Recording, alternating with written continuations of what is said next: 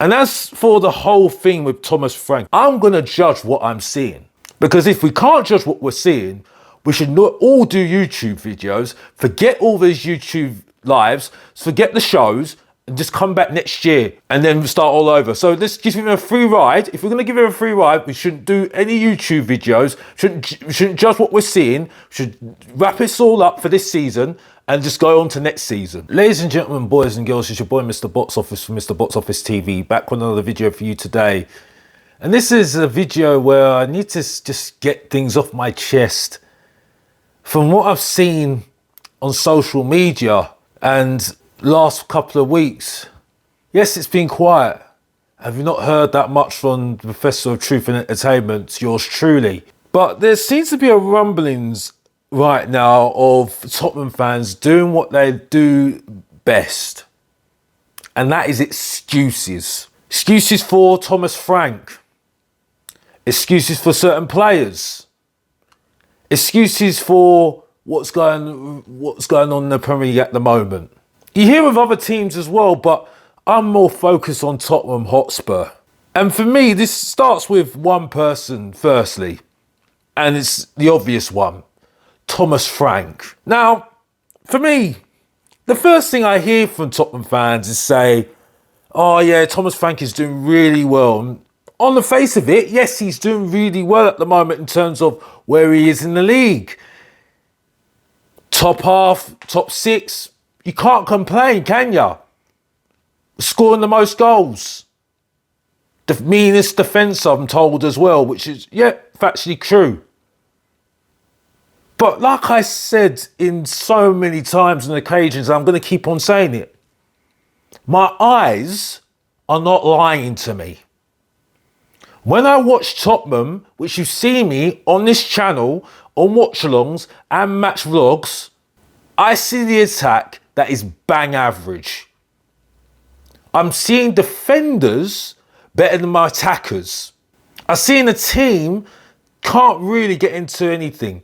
See a team that are better in set pieces and relying on set pieces to get them through games.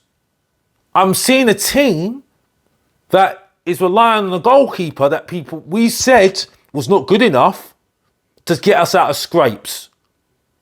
And yeah, away from home, we're not losing. We haven't lost.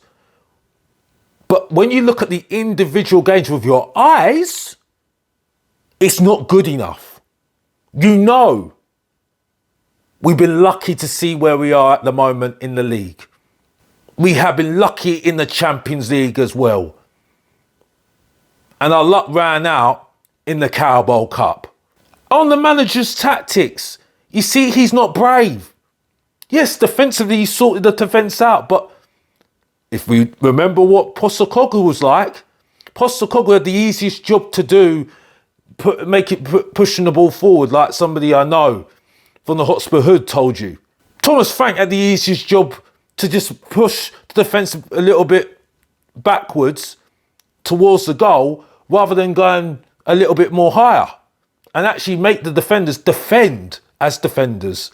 And now you're seeing, I don't need to worry about Van der Ven, his hamstrings ticking.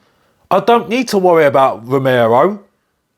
And yeah, we got Poro's useless as defender, but he's always been useless defender. But Adoji's got the energy and he's energetic enough to be actual defender. Also, we've got Spence, who's good individually as well. So he had the easiest job, and I don't care what people say. Yeah, he worked on it and he's coached it, yes. So if he's coached that defence, then with that argument, why can he not coach the attack then? But that's the point I'm making. Easiest job to do that. He's not brave. And that leads me to the attack. People say they rate Alderweireld, who's on form, I'm told. Well, for me, on form is doing it through the season.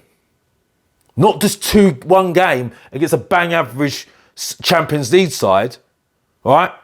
And doing it in one half against, moments against a Manchester United team. You need to do it consistently. Like Van der Ven has been consistent the last 3 years. That's consistency. And now he's better than he is now. He's getting actually better. That's when you see someone getting better. Like McTominay, looking like he's getting better as a player. Scott McTominay getting better as a player. That's getting better. But when I see some of the Tottenham fans overhyping some of our players like Mattis Tell, overhyping our players like Alderweireld, when we're overhyping someone like Richarlison, who now people have only just realised he's crap, but we've been telling you for 3 years he's been crap. I sit there and say, well, if you rate these players, if you rate Moani, who, for Moani, again, I need to remind people, needed to hit the ground running. He's been crap. Moments mean nothing to me when you're on loan, and time's ticking. Time is ticking. You need to see it now. And if he's injured, we should never have got him in the first place. So for me, with all these players, if we rate all these players like Xavi Simons, there's no excuses for Thomas Frank. There's no excuses. He's got the players. So those people that rate these players like Alderweireld, Mattis Tell, Moani, Xavi Simons, especially Xavi Simons, we've got the players. We don't need January. We've got the players there to compete. If you don't rate the players, that's a different matter. Like I don't rate the player. Because like I said before, we let go of players like Lucas Moura, Lamela, Bergwijn, Foyth. We let go of all these players, Harry Winks, Sanchez, all these players we said were not good enough. Gil, we said we're not good enough for the club. And we're saying that these players are better than us. These players are moving us to the next level. So if you're saying that these players, right now, Mattis Tell, all these players, that's on you. And then there's no excuses. There's no excuses. For me, they're not good enough.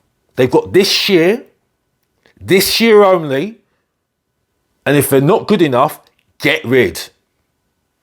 Because if you've got £100 million to spend, you ain't got time. Like I said, you ain't got time for Moani because he's on loan.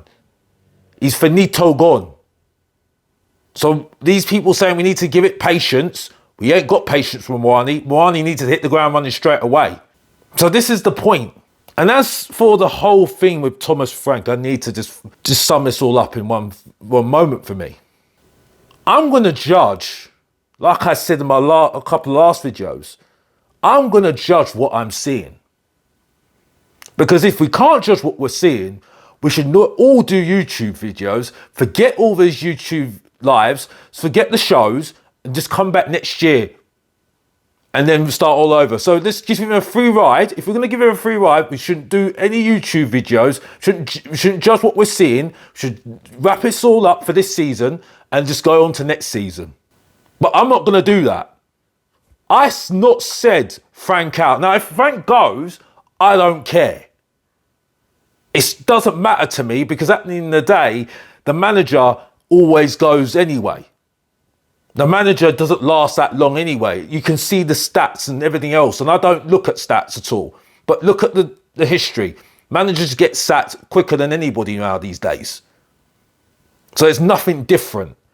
Point being though, I still need to see, and he's to prove himself, Thomas Frank. And I'm going to judge what I'm seeing.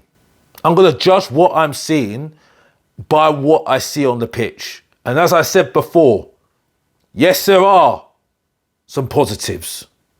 Don't get used to it, me saying that. But there are things that I cannot keep quiet about because my eyes are not lying to me. This is boring football. And he can do much better with these players. Like, for instance, I don't rate this player. I don't rate him at all. But if he's in the squad, you've got to use him. Archie Gray. I know he's injured, but why can you not play him as right centre-back? If he's not able to do that or play in midfield, what have we got him here for? What have we got him here for? And I hear all the excuses. Oh, we're saying, oh, Bergwijn, he's too young. Why have we got him in the squad for if he's not good, if he can't compete? Sarr, all these players, Scarlett, if they can't compete in the squad, why are they in the squad? Because they're taking a spot. When this is supposed to be a competitive season for us this season in the Champions League and FA Cup coming up soon and back into getting up the league in the Premier League.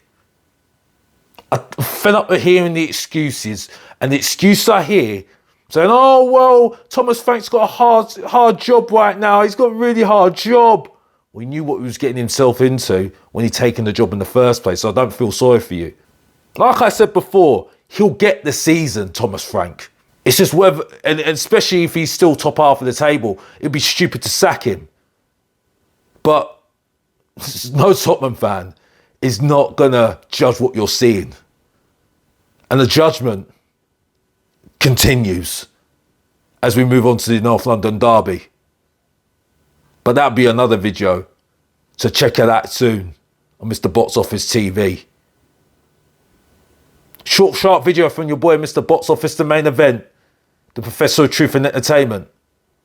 Yours truly, if you don't know, get to know.